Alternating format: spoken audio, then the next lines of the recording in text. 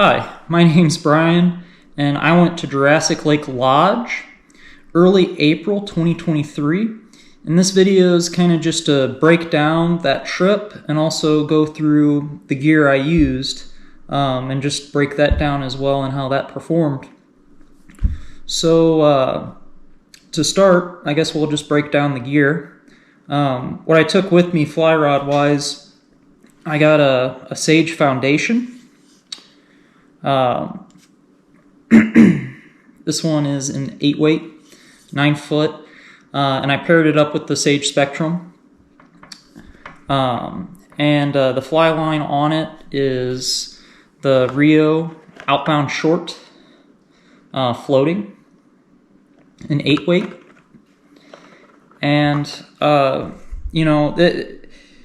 for the fishing that I do normally around the Midwest, you don't need anything this big usually.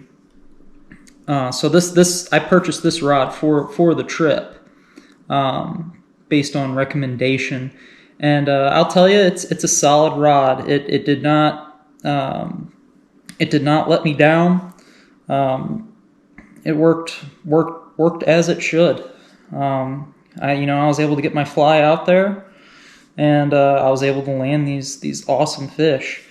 So, no complaints. Drag system works great.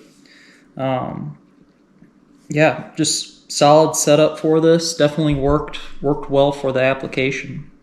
Definitely here you can't go wrong with Sage. So it's a good bet. What I also took with me, and this did come into play, I did take a 5-weight with me. I took a TFO Pro 3 paired with a Cheeky Launch 350.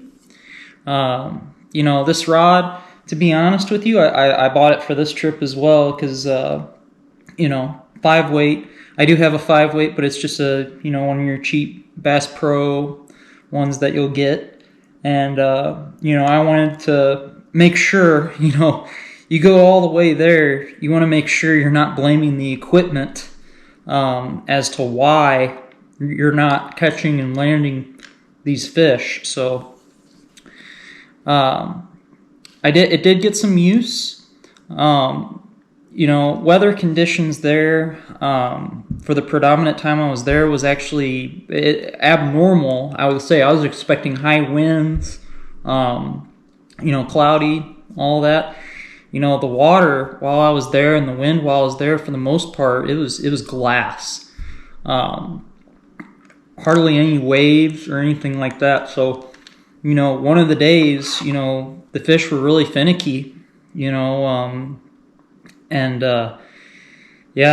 needed a very light presentation. So this definitely did the job. What's also on this rod, this 5-weight, is Rio Gold floating. You can definitely tell, a difference between both of these fly lines perform very well. But I'll tell you, you can definitely tell the difference between the Outbound Short and the Rio Gold. It's on two different weight of rods, but you can tell the difference just with how the rod loads and how it shoots and all that. I'll tell you, this line shot out of the rod. This rod loaded up with this line, and it really shot the line out. I was really able to, towards the end of the trip, make those bigger casts. Fly-wise, what I had with me, what I actually caught fish on. First fish I actually caught on was actually on a little olive scud. Hopefully you can see that. Believe it or not, the first 3 fish that I caught when we arrived, after all day, it was quite an adventure getting there. They picked us up from the airport in El Calafate, and then basically it was an all day trek there. The roads, it's gravel road, but it wasn't too bad. but it took all day to get there. You know, they transferred us from a van to a vehicle, but we got there, you know, and got some hours fishing. And open time, I actually started with an olive woolly bugger. I didn't get any bites, switched to this. I actually caught 3 really small fish on this guy, and I was wondering what I was doing traveling all those miles for 3, you know, juvenile rainbow trout. And but I kept at it, and I hooked into a really nice one. You know, every fish there is your new PB, you know. So yeah, hooked into a really nice one. That one actually got off. I was pretty bummed, but next cast, you know, right on it again, got another one, and I was able to land that one by myself. And then the guide showed up, and I actually switched to a white woolly bugger. The one I actually caught the fish on. That the other one was I actually caught the fish on, but this one I didn't catch. I caught 2 fish on this one. I caught that really pretty, probably the prettiest fish I caught all there, and you know. Yep, and then that second day, pretty much what I used was starting out. I used a squirmy wormy with a strike indicator, and this that fish that I caught that just had that ridiculous girth. That fish was. Oh yeah. Eye on your right. That thing's huge. I mean, So fat, man. So fat. oh yeah. Good job, mate. Thank you. Look at that thing. Woo! Holy crap! Like, look at that belly. Oh my gosh! Wow. No. This is not right. What's going? He's eating way too much. It's a fucking balloon. Holy crap! That other fish, that other male as well, really early. I actually caught that male before the one with the ridiculous girth, but you know, it was rough. The wind was howling, it was rough, but then it just cleared up and there was no wind. So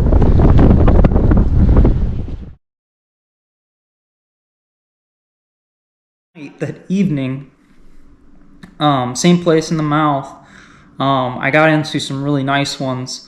And that I was throwing, you know, a black, you know, woolly bugger.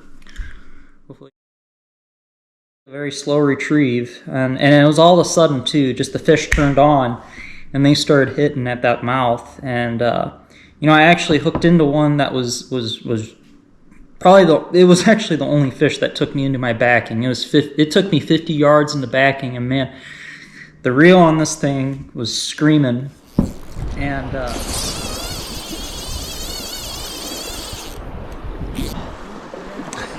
oh!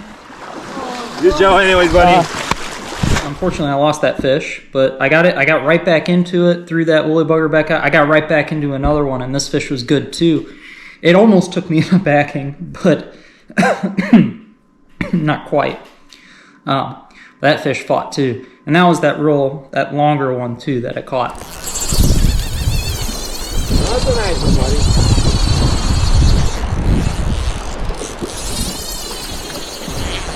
Oh, he just took backing. Oh yeah. Enjoy it. Oh, I am. Woo! Every time he head shakes, my heart drops. Enjoy it, buddy. Enjoy it. Yeah. That's a fucking Oh my nice gosh! Oh my gosh!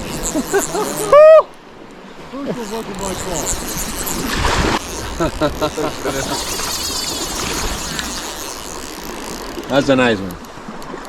Fish of a lifetime, for sure. For sure. Looks like something. Those head shakes. He just keeps head shaking. Okay, you gotta stay there. Okay. Try to lift. No, it's gonna run again. As soon as he sees the net, He's gonna run again? yeah, for sure. I hope no. Gonna try to do my best, right? There we go. Yeah. There we go, double up. You got the double now. Double up. Yeah! Yeah! Yeah! Ah! Good job, buddy. Yeah. Look at that thing. Oh, yeah. Jesus.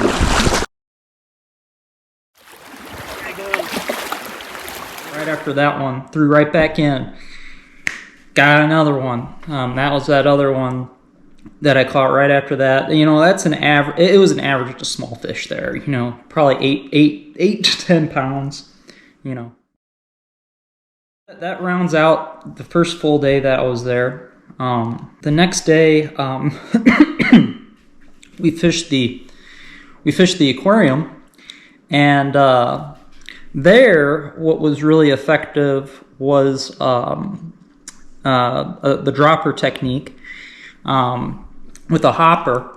So I was throwing a green hopper, green cricket hopper, and also this orange, you know, little scud imitation. Basically decreasing the tippet strength because we're doing a dropper for this, and we just kept decreasing, you know, all the way down to I think 3x on the tippet on that nymph, and also changing the length, making it longer for how far I was away from the hopper. And eventually I got into fish, and it was right back and forth, you know, two pretty rainbows back to back.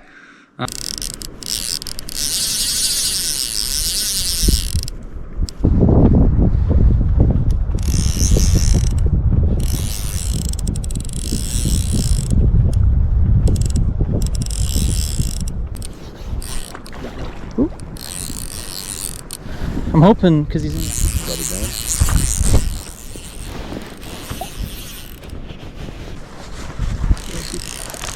Pick it up. Remember what I told you. Like, I don't want to lose him. He's done. There we go. Yeah. Bang. Bang.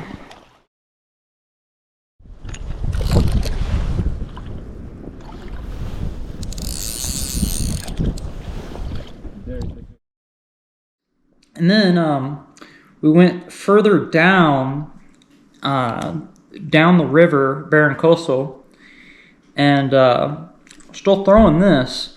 Got on another pool of fish, pool that had some nice fish in it, and basically wasn't getting anything with this setup. So I actually changed to another green scud or midge. First casting this out, I got hit.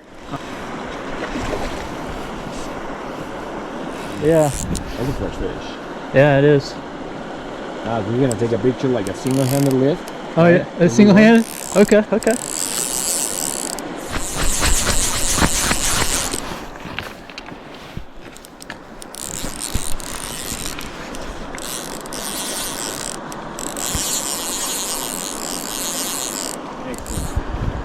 Turn it on.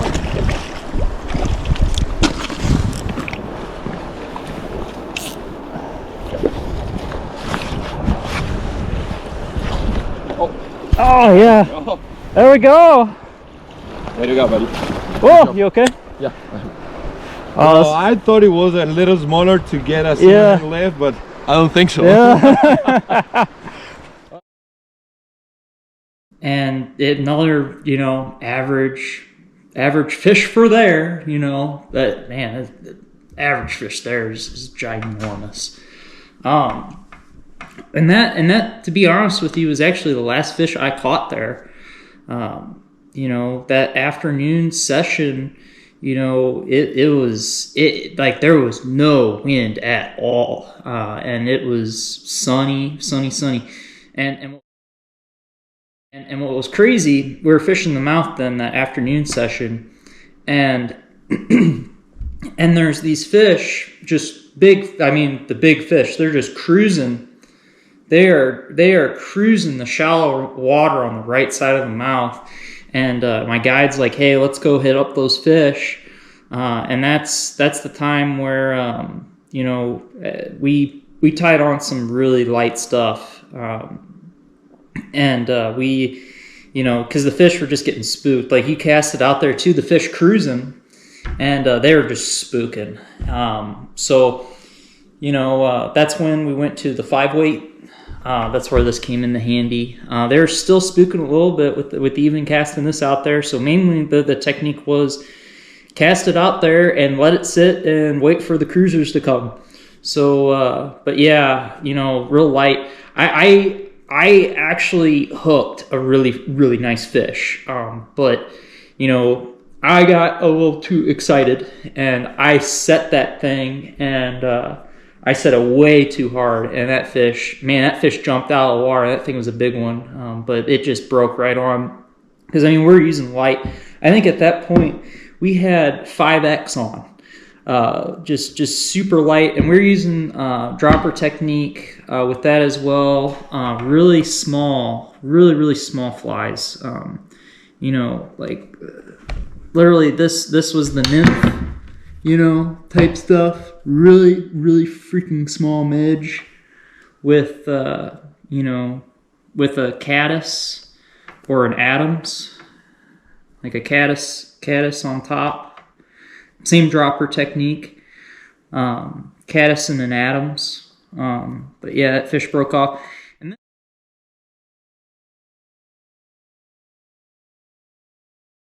I actually got into another one, and I had a really good fight with it. But and this fish was, you know, this fish was a good fish for around, you know, the Midwest around here. You know, this was a 2 pound fish. You know, this was, you know, 18, 20-inch fish. I mean, this was a nice fish for around here.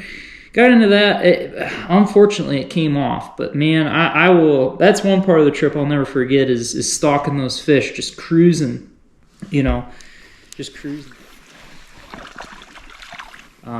Pretty much spent the whole afternoon trying to catch one of those fish cruising like that, and that was quite an experience just in itself.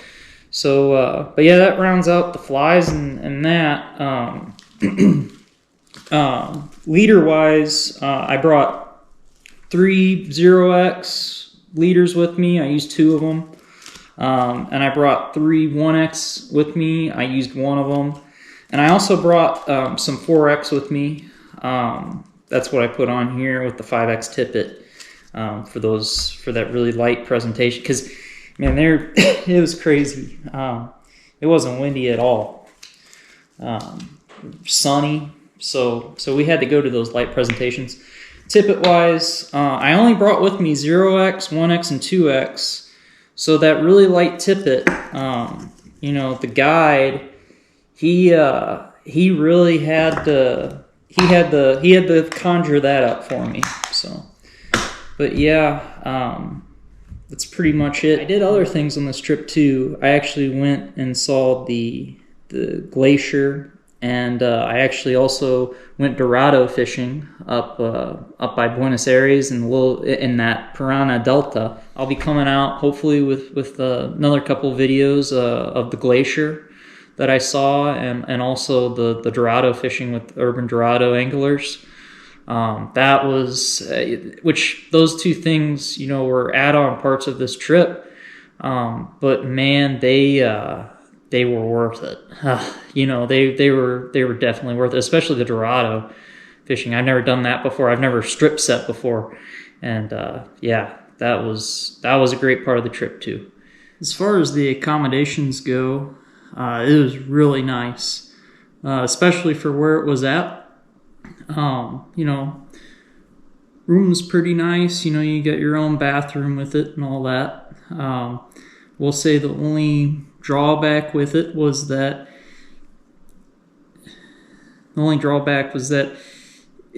it's in the mornings, the water froze over during the night, so in the mornings the water didn't work.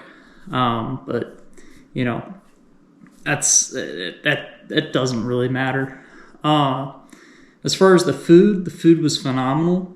My favorite dish was probably the sesame beef dish.